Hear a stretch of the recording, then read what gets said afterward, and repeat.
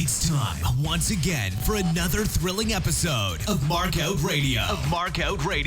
For the next hour, sit back, pull the stick out of your ass, and enjoy. Be warned though, smarks and internet know-it-alls will be offended, annoyed, and generally pissed off at what's about to happen to your ear holes. You've been warned. Now, Markout Radio.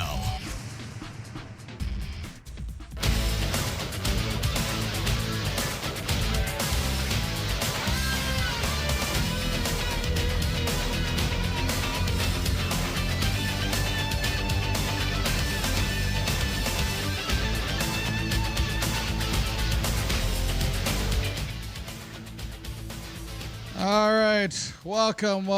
Episode 81 of Markout Radio with your boy Dark Fox here for March 31st, 1997. Roanoke Civic Center, Roanoke, Virginia. Hosted by Tony Schiavone, Larry Zabisco, Mike Tanay, Bobby the Brain Heenan. This is Nitro's, what do we got here? 42nd win in a row. We're coming up close on the, 83 weeks? That's the supposed threshold? Don't worry. We'll get there eventually. And you'll see just what a fucking clusterfuck it is to be in charge of a wrestling company where you're effectively a marketing jackass given the keys to the kingdom. And then, of course, fuck it all up, right? Because that's sort of where we're going with this, isn't it? Sort of. I mean, kind of. I'm more interested in the wrestling than the politics, but the politics do make me laugh. If you're tuning in, watching this on Twitch, all of the matches for this evening are listed therein. Can I get a live stream here or there? Oh, thank you, producer boy. Well done. All right, so like I said, 42nd win of the row for the ratings war. That is a row with a 3.4 to Raw's 2.7. Both shows are up this week, and this is Raw's best showing since August of 96 when they came within 0.2 of a point of ending the ratings streak before it even really started. This is the go-home also for Spring Stampede, which actually had a decent card despite the terrible name of the event and the shitty branding of the event. Now, for those of you that are questioning whether or not this really did have shitty branding, because, I mean, I get it. In retrospect, we look back at 90s wrestling and go, God, that was dumb. But, the tagline for this pay-per-view was, "These men do solemnly swear to kick, fight, punch, stomp, and flatten anybody who gets in their way," referring, of course, to the Horsemen, but the Horsemen they're referring to are Flair, Anderson, Benoit, and Mongo. I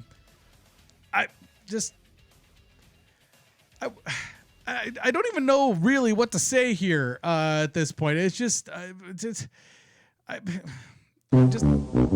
you. Thank you. That encompasses it quite well. All right, like I said, the card was quite decent with the exception of one match. Can you see if you can spot my tone when we get there? Rey Mysterio versus Ultimo Dragon, Akira Hokuto versus Medusa, Prince Iaukea versus Lord Steven Regal, The Public Enemy versus Steve McMichael and Jeff Jarrett, Dean Malenko versus Chris Benoit, Kevin Nash versus Rick Steiner as a singles match for the World Tag Team Championship. That's right, one guy for the Tag Team Championship.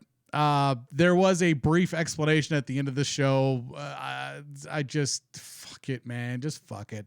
Lex Luger versus the Giant versus Booker T versus Stevie Ray in a Four Corners Championship match to determine the number one contender for the WCW World Heavyweight title belt, and DDP with Kimberly Page versus Randy Savage with Miss Elizabeth in a no disqualification match. Tonight, though, we have another thrilling installment of Nitro, and WCW better get their fucking shit together because the ratings are too close for comfort. Now is not the time to take your foot off the gas or indeed go to Dennis Rodman's movie fucking premiere.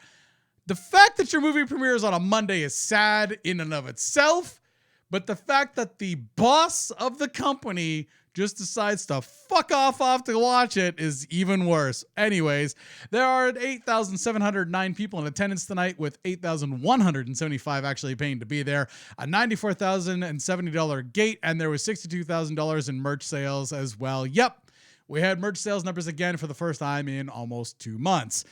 The show kicks off recapping DDP getting his ass kicked last week while production forgets to mute the footage so that Tony can be heard over himself screaming from last week's footage. Good job, production monkeys. Well done. Oh, I fucking wish. The intro kicks off with more pyro, including flames shooting out of the ring post. Tony's on a bump as usual, so things were starting off really well. The NWO arrived without Bischoff, Hogan, and Hall. Also without DiBiase. I didn't notice it at first, but yes, also without DiBiase. Now, Hall is in his first WCW paid-for stint in rehab for alcohol. They're trying to get him into shape for Stampede. Spoiler alert, he's not going to make it. His promo a couple weeks ago was the last straw for Bischoff, who sent him off, or he was going to give him his release. Now, his release would have cost Bischoff a lot of money, so I don't think anybody really wanted that to happen. I know that at this point, like, Nash had never really been exposed to this demon before. Like, I think that while they hung out and stuff and they all kind of drank and things like that, I don't think he really saw like the messy Hall until this point. And it kind of like, you can kind of see it on camera at the end of the show that it's fucking with him a little bit. Now, he will sort of come to terms with it to a certain extent, but like at this point, it's really fucking with his head, and he's not handling it well, and he's again, like, if you watch, I actually caught this week the Kevin Nash, Shawn Michaels, whatever you want to call it, show on WWE Network, and yeah, I mean, he's made it very clear he wants to make money. He's not in it for the fucking art of the wrestling. He's there to make money, and that's good. I mean, fuck it, man. I don't write and I don't do this podcast for shits and grins. It's fucking sakes, man. It makes a couple of bucks. Otherwise I wouldn't be doing it. Anyways, this match's kickoff this week. Lex Luger and the Giant defeating Rick Fuller and Roadblock. 0.0. Just Fuller and Roadblock get no entrance, which, you know, shouldn't really surprise anyone. They get a ton of heat after Luger and Giant make their way into the ring. Giant using no baby oil now, while Luger has doubled up on his coating to the point where Fuller would actually get more shiny as he worked Luger during the match. So that's awesome. Roadblock gets the tag, and you know how they say black is a slimming color? They lied. Luger botches a simple knee to the gut running cut off by Roadblock. Again, Giant and Luger fuck up their timing for the double tap finish. I'm not sure if they're ever going to get this, but they definitely didn't this week. Luger is so blown up at this point that he can't even rack Fuller, who did everything he could to help him get him up there. Luger ended up just grabbing onto Fuller's big fucking hair and trying to rack him that way. And I mean, Fuller was tapping like even before Luger had him on his shoulder. It was just a clusterfuck of epic proportions. Stevie Ray and Booker T run in and blindside Luger and Giant. We go to break as the four men continue to fight. It was actually a good spot and a great way to get some heat on their pay-per-view match. It was just the match itself was just fucking garbage. If I was going to rate this as a promo, sure. I mean, it'd probably rate like a maybe 2.5 or something like that. It wasn't that good. Gene does a rant promo with Harlem Heat. Booker cuts a very good promo. Stevie starts off rough, comes around well, and then finishes like garbage. Sherry wraps everything up reasonably well. Overall, decent promo. Toshie Uematsu defeats Mikey Satomura. I'm sorry. I botched these names, man, because I suck at it. I'm not the Japanese wrestling fan that my former co-host Derek was. Defeats her in the first round of the Women's Cruiserweight title tournament. Now, I gave this match 2 out of 5. Now, my rundown had this match after the women's title match, which is ironic since it seems like even online resources try to bury women's wrestling. This match, though, is the first round to crown the inaugural Women's Cruiserweight title. It would be billed as a 10-woman tournament, but would only actually have 2 first-round matches. So for those of you that passed math class in grade 2, that would mean that there's 4 women. Before you get all excited, though, this whole thing was a big marketing stunt. The title would only ever be defended in Japan in the Gaia promotion. WCW paid for a belt, put their branding all over it, gave it to a Japanese female wrestling company to defend on non-WCW shows, and then would retire the belt less than a year later. When Gaia and WCW ended their partnership. Sugar Sato was the last champion of record, and when the relationship ended with Gaia, they allegedly mailed the title back, but WCW never did actually get the physical belt back. Allegedly, Sugar Sato or the former Gaia owner actually are in possession of it. Now, since WCW could never figure that out, there was no one to sue, and they really didn't make much of an effort to figure that out. It's just one of those titles that disappeared with the former champion. Now, the wrestling nerd in me would like to see that title displayed somewhere at a wrestling museum, or fuck it, even the Titan Tower. I'd settle for that. For those of you keeping score at home, yes, this is the Cruiserweight women's title. Supposedly, the weight limit here was 130 pounds. Now, Toshie and Meiko definitely qualify, as did Malia Hosaka in the second first round match. However, Sonoko Kato's lightest weight in wrestling was 150 pounds, just like Medusa. The final champ, Sugar Sato, was 160 pounds when she won the belt. So, yeah, it was all marketing. It was shitty marketing. And of course, the rules of wrestling be the rules of wrestling. No one listened to them. It was really done poorly, of course, because just like the WCW Women's Championship belt, it was given to a Gaia wrestler, went over to Gaia shows, was defended and stuff on Gaia TV, except that you would think that the whole point of spending all that money would be to try to get more Japanese eyes on your American product, except that no one was watching WCW from fucking Japan. No one. You want to know why? Because TNT wasn't broadcast there. Yeah, I'm just going to let that hang out there all naked and gross. TNT wasn't broadcast over there. So just like in Canada, where we had it on Sportsnet, Japanese TV had it on the same channel that Gaia was on, except that it got the redheaded stepchildren booking for it. It was on Sunday nights at 11 p.m.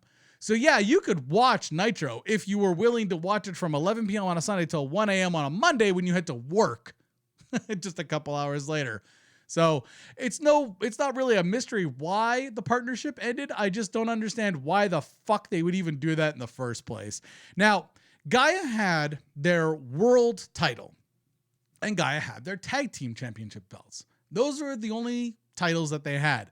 However, after this cruiserweight title, they would also have 2 WCW straps over there to move around on to different wrestlers. And here's the other thing. The belts themselves, this is wrestling, of course. So the belts themselves couldn't be moved from one champion to another champion without getting WCW's permission to do so.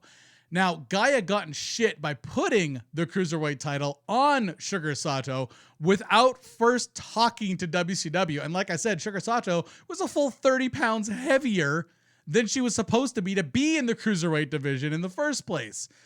Body positivity aside, there are weight classes for a fucking reason.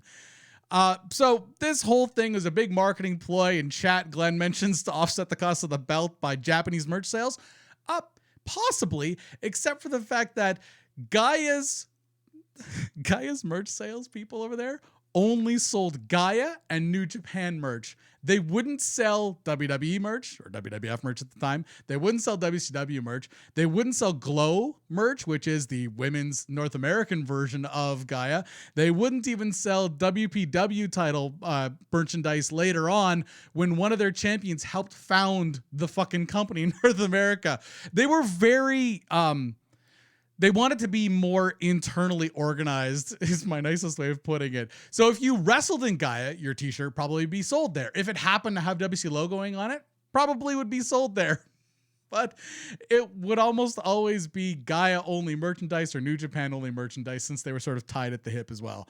Now, Toshie herself is a complete newbie, having just earned her colored tights. Now, maybe I should explain that for those of you that aren't really into Japanese wrestling. And to be perfectly honest, before having Derek on the show, I really wasn't into Japanese wrestling either. I'd watch it, see that it's really stiff, and I kind of tune out, because for me, that takes me out of pretending this isn't real. This is real. So in Japanese wrestling, you start off at a dojo, not unlike the Power Plant or nowadays NXT. When you break into the business as a paid wrestler, so when you go pro, you wear black nondescript tights. You're not allowed to color your hair. It all has to be one kind of color. If your one kind of color just happens to have like red highlights in it, shit, that's fine. But you can't like do pink or purple or something like that. That's considered an identity, and you can't do that until the bookers and the promoters think that you have earned it. First thing you get is colored tights. Then you can start adding boots and kick pads, hair color, etc. until you find your look. Now, some wrestlers get pushed to the fucking moon, just like they do over here, and get full sets of gear within fucking months of going pro, whereas others slowly add to it over time. Now, Meiko is still a new wrestler by Japanese standards, having broken in less than 2 years ago, but as you may notice if you watch this episode, she's got red tights that have like actual little cutouts in them and stuff, and red kick pads over top of, amateur wrestling boots and everything. So she has been around enough and she's getting pushed to the moon, but she's still really quite new. Like I said, broken in for only 2 years. Now, current fans of wrestling, specifically WWE product, may remember Meiko from her 2018 Mae Young Classic match. She only had the one match. However, fans that watch NXT UK will absolutely know her since she was promoted to the moon in her arrival in 2020.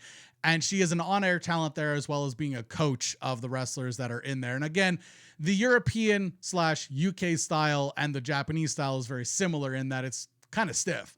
Toshie, though, is awful. Meiko is clearly the better wrestler in this match, but Toshie is getting the push, including some pretty obvious botches on her part. However, I will give her a little bit of props here. Her splash finish was pretty fucking decent, if a little bit stiff. After this, Psychosis defeats Villano IV. I gave that 3 out of 5. Tenay blows his wad early, downloading everything that he knew about the wrestlers in the match within the first 30 seconds of the match, leaving Tony and Larry to fill in until Psychosis performs a corkscrew dive from the top rope that Tenay mistakenly calls a plancha, which is not what it is. A plancha has to go through or over the ropes, not from the ring post. A ring post is a dive. NW dissension backstage as we break from this match inexplicably to go back and see that. Norton's arm is all bruised to shit, but Nash and Wall Street are debating who should be taking over as the leader of the group, while the leaders of the group were in Chicago or some shit. I couldn't make heads or tails of this right away until I digging into it for the last promo, which we'll leave it until we get to the last promo to talk about that. There's a well-performed short match in Psychosis and Villano IV. It didn't deserve to be cut from to watch the NWO bullshit backstage. They could have easily done that side-by-side picture-in-picture bullshit and just muted the match. Then we could have at least seen the action while watching the fucking childhood drama spin-off into... Jesus. It was a clusterfuck, and it was dumb. Don't get me wrong, I understand it was really self-serving. And by the way, for those of you wondering, yes, this is Nash's first bite at the apple of being a booker. So this is going to be great. Gene has an in-ring promo after this with Ric Flair. Piper almost immediately comes down to the ring and these two masters of the stick joust for a bit. Just, here's the thing. Sometimes I'll download you on what happened, and sometimes I'm just not even going to fucking try. And in this case, I would be doing it a horrible disservice to try to disseminate what happened here. Just go watch this promo. If you don't have the network, it's widely available on YouTube. Learn how to search. The production monkeys, though, need to be fucking fired because Jesus fucking Christ. Thank you. They start playing Piper's music before the promo's even done. Now, the woman who came out was not some random fan. Now, it's funny because I was kind of curious of her because she did look familiar to me. And I'm kind of watching this and I'm thinking, well, maybe she's like one of those super fans, or maybe she's one of the ring bunnies that like take the gear to the back or something like that. So I had to do a little bit of digging, and I had to find a picture of Roddy Piper and his wife Kitty from 1997. And sure enough, it's fucking Kitty Piper. She was there with Colt and one of the other kids that I couldn't really get a good enough look at to identify. They did sweep past the crowd later on in the show, so it was easier to see it there. But yeah, of course she loves Roddy Piper. It's his wife. Did you notice how when Flair says, "Come into the ring, honey," Piper's backing off? Because Piper doesn't like the inference. Like his wife wasn't a jealous woman, but of course, you're married. You don't want your wife to think that you're fucking around when you're on the road. So of course he's backing off. But as soon as he sees who it is, he's all hugs and kisses and everything, right? Exactly. It's because it's his fucking wife. How is it that the dirt sheets that supposedly know everything didn't fucking bother Googling a picture of Piper and his wife on their goddamn wedding day? It's widely available. Jesus Christ. After this, Prince Iaukea defeats La Parka to retain the WCW World Television title. I gave that 2.5 out of 5. Yeah, it is the real La Parka again, but he's wearing fake La Parka's gear as a gigantic fuck you to AAA for making this clusterfuck happen in the first place, which, listen, I'm all about that. That's fantastic. And by the way, for La Parka, there can be only one. Parka backflips off the top rope right into Iaukea, who doesn't follow him into the corner fast enough, and gets the wind knocked out of him. He essentially gets kicked in the back of the fucking head. Now, because the wind's knocked out of him, Parka gives Prince a chance to get his bearings back by giving him some rest spots to recover. The bell-ringing idiot calls for a DQ before the ref does because Parka used a chair to jump over the top rope. So I think that the inbred hillbilly running the bell that night thought that anything over the top rope's a disqualification. Just started ringing the bell. And the ref waves it off. Tony throws the fucking ring-belling idiot under the bus. It was fun for everyone. Post-match, Tony takes part in a little revisionist history, and then Larry gives us the slow-mo replay in the Valvoline Pin of the Week segment. After this Gene Ramp promo with William Regal, Gene recaps that it'll be Iaukea versus Regal at Spring Stampede. Already getting heat, Regal gets a little bit more heat by calling out the fans for being inbred hillbillies. If the shoe fits. He then shoots on Mysterio, totally overlooking Iaukea completely. Not the worst promo I've ever seen, but it's clear that nobody really gives a fuck about the Prince and would rather actually wrestle somebody who can wrestle them back. After this, Chris Jericho defeats Lord Steven Regal. I gave that 4 out of 5. Regal heads down to the ring from his promo on the ramp, getting heat with every step that he fucking takes like a goddamn pro. Speaking of pros, Jericho gets a huge pop coming out and then works that pop all the way down to the ring as usual, new tights and all. Speaking of, inbred hillbillies, welcome to Virginia, where the fans will chant USA for a Canadian wrestler who's facing a British wrestler, and no one on commentary bothers to notice. So, thank you, Jesus Christ. For a brawler, Regal really sells well for flyers, but there are times, like in this match, when the speed is just killing him. He needs things to be slowed down a little bit so that he can look good too. Now, Jericho managed to slow things down for Regal's offense to start pretty fucking seamlessly. Jericho gets an interesting roll-up victory that leads to a post-match beatdown as Regal gets pissed, takes out his anger on Jericho, and performs a very cool armbar flip off of the top fucking rope. And then a very safe pile driver, and then finally into the Regal stretch. Now, he's holding him in the Regal stretch, and this is when you have guys do run-ins. Renegade comes down to the ring, but then like a pussy backs off before even touching Regal, because I guess Regal looked at him funny. Joe Gomez comes down, eats a shitty pile driver, and then he tries to get out of the whole fucking time. Kidman gets ragdolled around the ring and then gets thrown out when he tries to break it up. Somebody with silver tights and the red lane on his ass gets kicked in the balls and then tossed over the top rope before Regal goes back to beating down Jericho as we go to break. Now, this really made Regal look strong going into the pay-per-view despite eating a pin. So it was actually good booking here.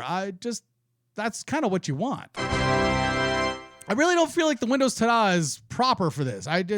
This was really good booking here. Okay, there you go, producer boy. Now you got it. That's better. All right. Hour 2 kicks off playing up the NWO Dissension, now with Tenay and Heenan on commentary. Then we recap the Flair Piper promo. Afterwards, Wall Street kicks the door open backstage and leaves the arena.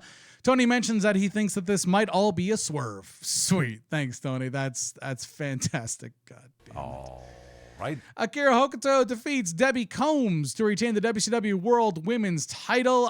You know what? The funny thing is this match was actually really not great. I'm going to give it 1 out of 5, and here's why it gets the 1.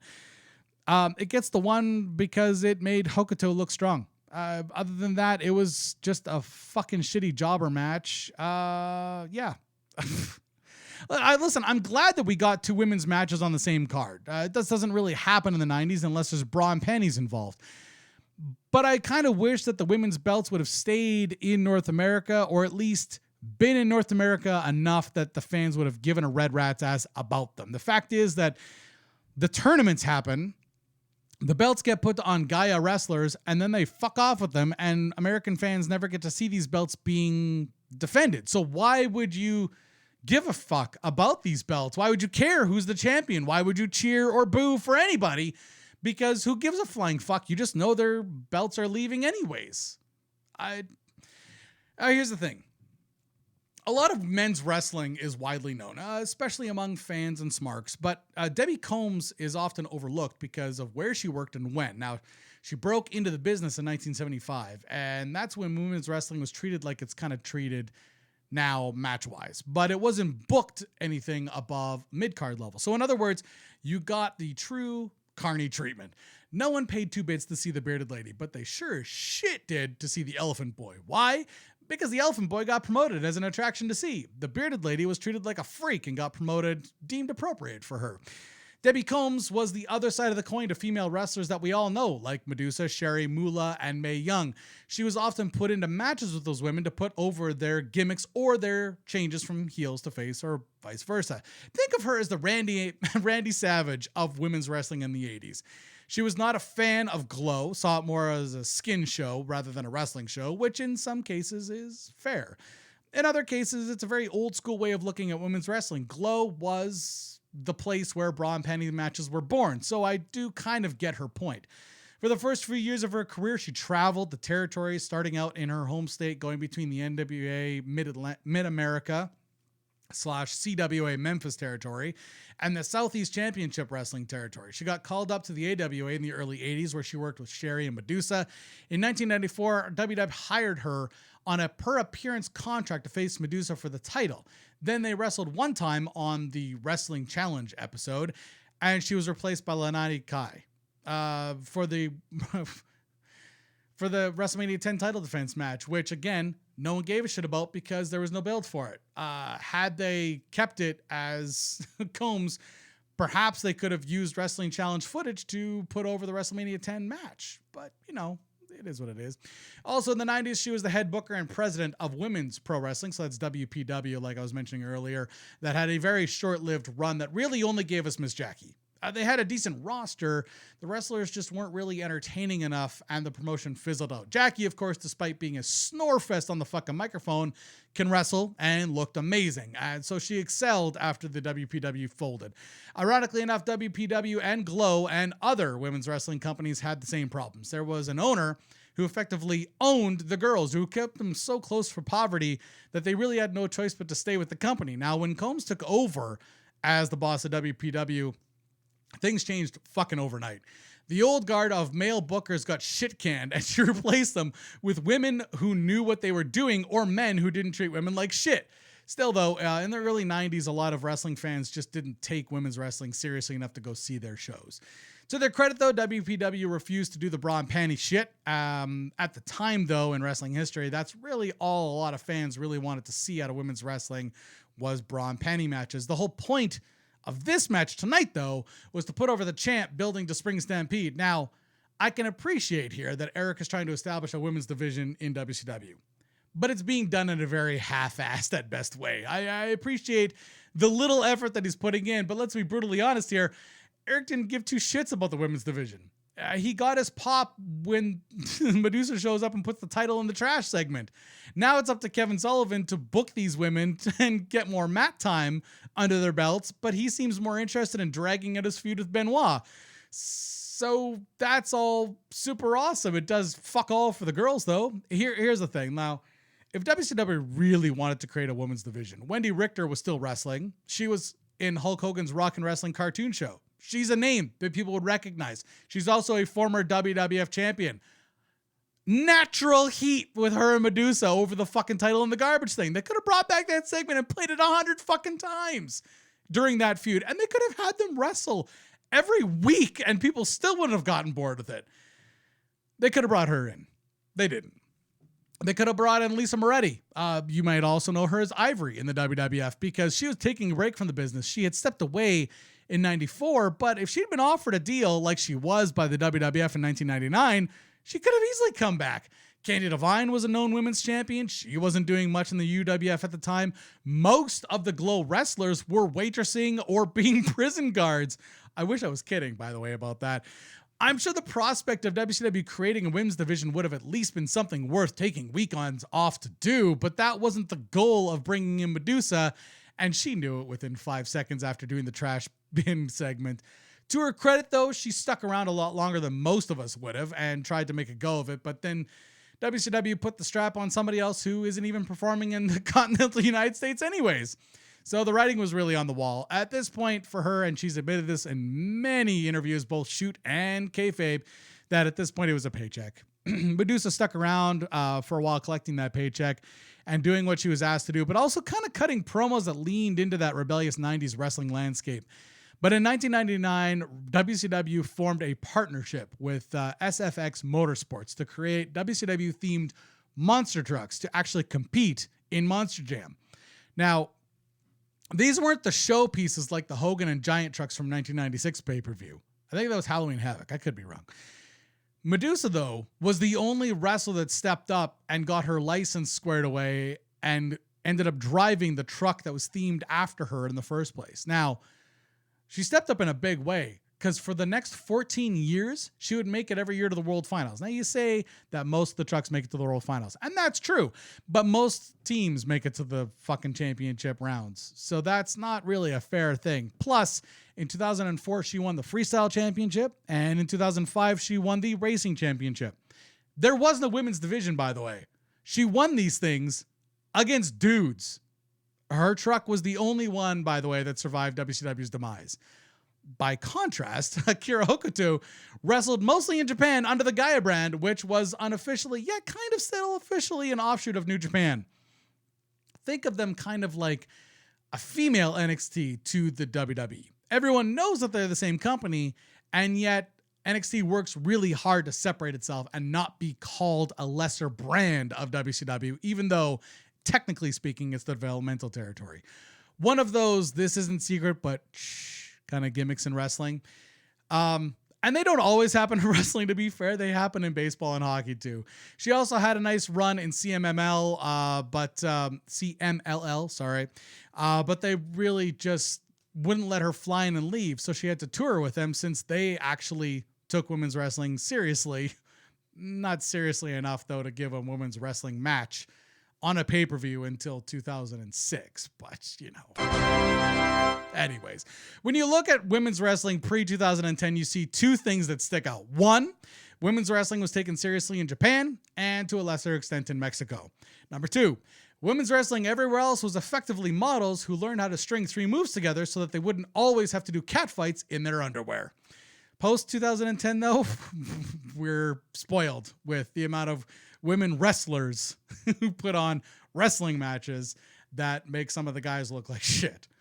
Things have definitely improved over the years. In 1997, though, this build was fucking awful. And despite the matches being decent, giving these women more time at house shows to work out their televised matches probably would have made things more bearable. I mean, at least there's an effort to build to the pay-per-view this time instead of just a thrown-together match on WCW Saturday night. Now, looking up all these women wrestlers this week and then bitching, of course, about their treatment sent me down a bit of a online rabbit hole, which I'm sure some of you have been down in the past. This wasn't really dark, but it was a little dark. I found a documentary called Gaia Girls. Now, if you think that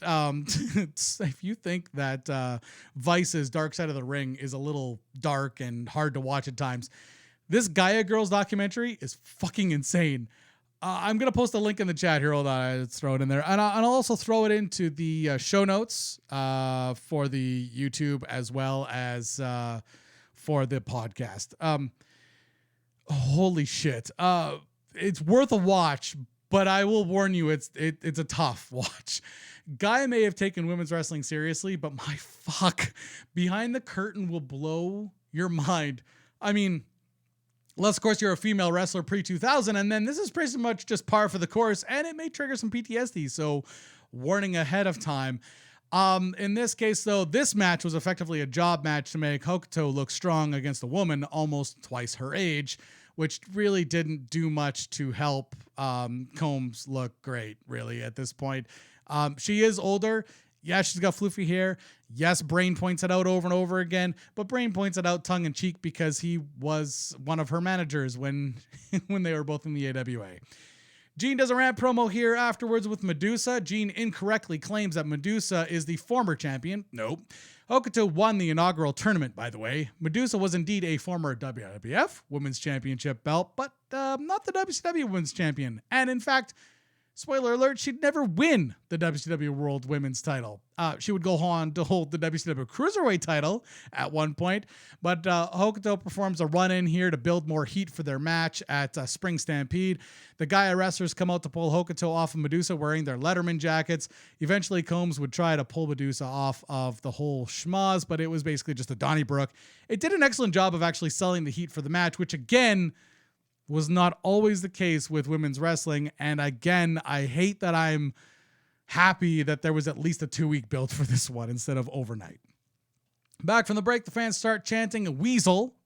Some of the idiots were also chanting Regal. I assume those were the same people holding up the Confederacy battle flag as well, but they're clearly not in on the Weasel joke.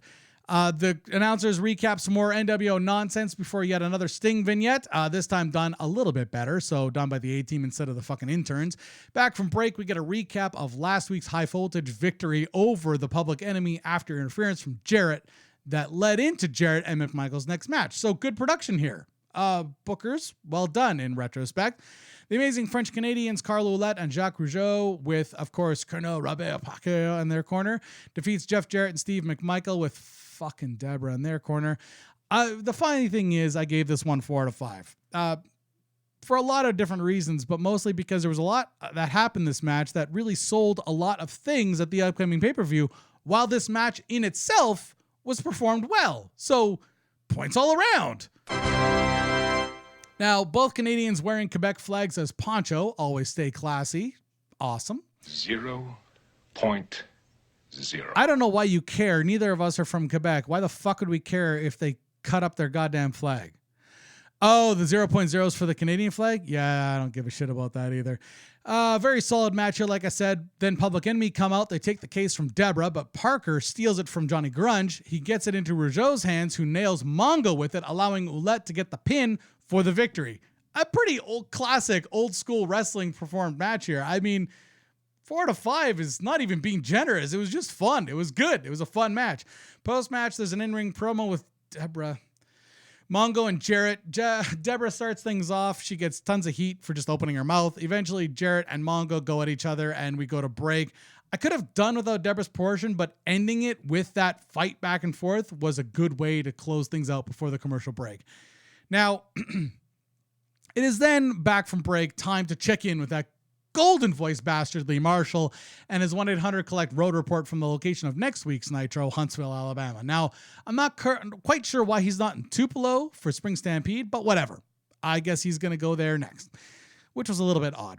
Now, the entire story of NASA, according to Lee Marshall, was that they were supposed to launch a weasel into space instead of a monkey for the first flight with an animal into space. But apparently the weasel just wouldn't stop whimpering and urinating on himself. I mean, I'm just recounting that still makes me laugh. I don't know why. I basically just told everyone that Brain whines and pisses himself. It's fantastic. Now, Brain, as a rebuttal to this, wants Lee Marshall to be hunted down and field dressed. The whole segment was gold. These are the ones that I enjoy. The ones where Lee Marshall gets a dig in and Brain just dances with it. It's fantastic. And it actually works better when the two of them are able to talk before the show goes on, because it seems like when Brain's ready for the slam, he's got a better rebut for the slam. And I think he might also help Lee come up with better material. So when they don't talk, I imagine that's when the segment is not as strong as it was this week. Chris Benoit defeats Hugh Morrus. After this, I gave that 3.5 out of 5. Morrus comes out with yet another new jacket, which still looks lame.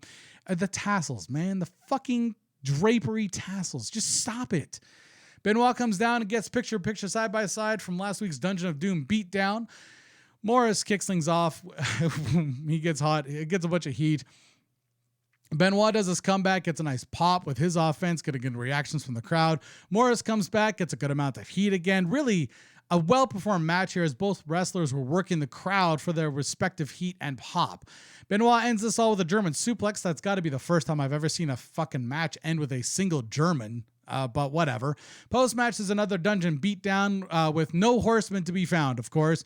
Woman tries to stop Jackie, gets a hard way open hand punch. She sells it like a pro. Eventually, she gets her revenge, though, shaking the top rope and crotching Jackie from her second splash, which, by the way, her splash was good, but the first splash that she did, there was like a flower that exploded on the mat sort of at the same time, and I thought that maybe she had a Lita thing happen to her. For those of you who don't know, an implant explodes. It doesn't come out of the chest, but it does a weird thing that creeps you out and freaks you out at the same time. Anyways, finally, Flair comes down to the ring, clears the ring. Anderson comes down for support, but stays out of the ring. There are quite a few low blows here from Flair that get pops and groans from the crowd. Sullivan leaves the ring and starts walking after Woman. Arn pulls her out of the way as fans soak Sullivan with a full fucking beer. Afterwards, Benoit gets a full hug from Anderson and Flair, leading into the post-match promo with Gene and the Horsemen in the ring. Now, Benoit shoots a little bit on Arn, but then turns around Sullivan, cuts one fucking hell of a promo on him, and there's still some heat post-promo between Arn and Benoit. I don't know what they're trying to build to here, but I like it. After this, Diamond Dallas Page defeats Lance Ringo. I gave it 2 out of 5. Who the fuck is Lance Ringo, you might add? Well, fans who are around my age might remember him better as Ravens Flock member Sick Boy, or maybe just as Scott Vick in WWE. He's another power plant graduate who debuted earlier this year in house shows. He's a natural. I just didn't end up getting pushed farther than tag feuds and some odd gimmick matches. He looks good. He wrestles well. He just can't work the stick to save his life. He'd spent most of his career being that other guy in a tag team or jobbing to guys like Goldberg, which sucks because he's actually got a great look and he can work. Off script, he just looks like a lost little puppy, though. He did come out with Kim Page's Playboy edition. Again, yes, I own this one. He got some cheap heat from the fans that worked. There was a very cool transition to the Diamond Cutter from DDP here, leading to the finish. Overall, a decent match.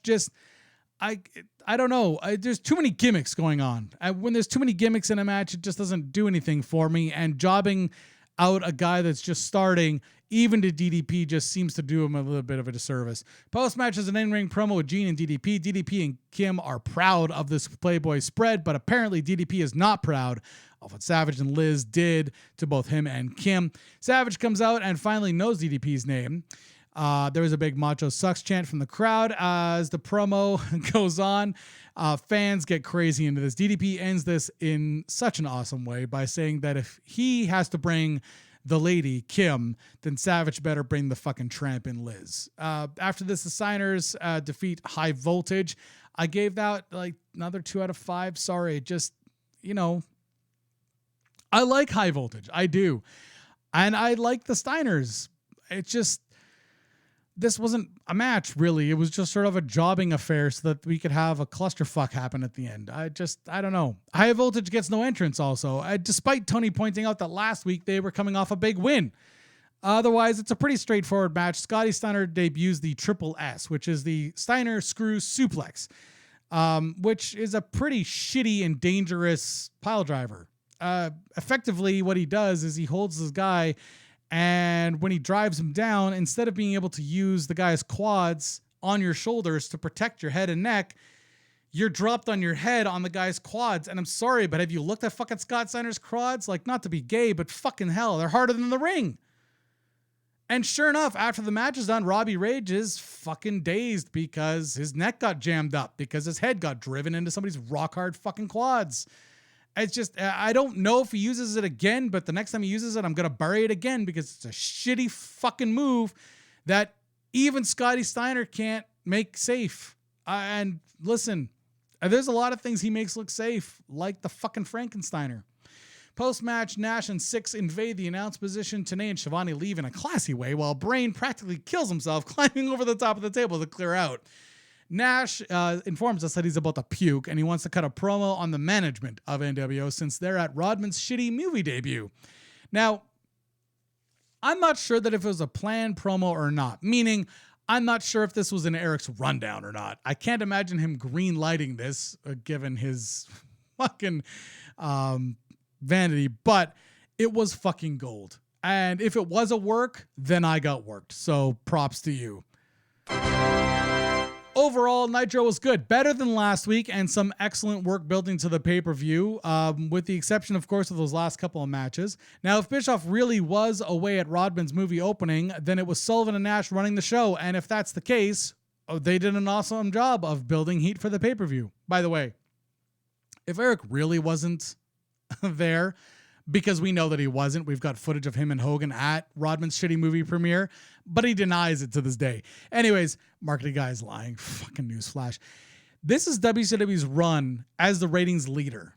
And it is not a sure thing yet. It's still really fucking tight. Just one fuck up and WWF getting their shit together 1 week, and it could go either way. This isn't the time to fuck around. Not that any time is the time to fuck around when you're being paid to do a job. And Bischoff is already showing that the fucking inmates are running the asylum, and he's one of the goddamn inmates running that fucking asylum. Despite that bullshit, it was a very good show. Seamless. Some of the matches I didn't really like what they were doing with them, but again, there's a rational reason for it to be there. So again, decent show. 4 out of 5. Well done. Well, that was an abortion of a show. Should the mood take you, check out markoutradio.com and leave a comment. You can also find links there to our Facebook, Twitter, YouTube, and Stitcher channels. You can even leave a voicemail on our Skype. Just click the links and share them.